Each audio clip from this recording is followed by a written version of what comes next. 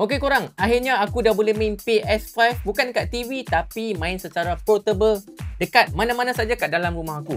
So, hari ni aku nak unboxing sama-sama dengan korang. Ini dia, PlayStation. Ini PlayStation Portal. So, macam ni kotak dia nampak. Dia ada banyak color tapi aku lebih prefer color hitam. So, macam ni lah kotak dia. And ini Malaysia set, don't worry.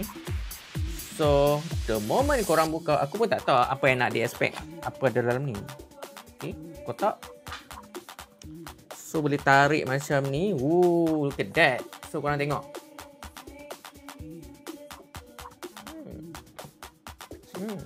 Berlayer-layer kotak dia. Okay. This is it. Ini dia PlayStation Portal. So, ada macam satu, mungkin tempat tarik kot. So, kita ada macam ni. And the moment korang buka,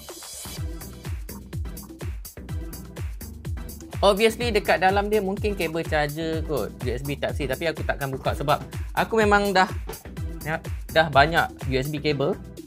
So, inilah dekat. Jatuh.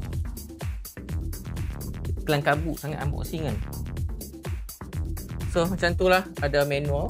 Kita buka. Remote player. And this is the moment of truth. Jom kita buka. PlayStation Portal, tengok.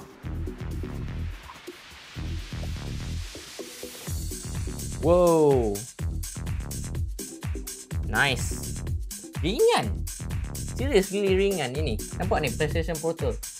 So dia punya grip dan dia punya grip controller dia feeling sebiji macam controller PS5 tu. Bezanya dia ada screen dekat sini. So korang tengok. Nice. Awesome. So, this is it. Jom kita buka dulu.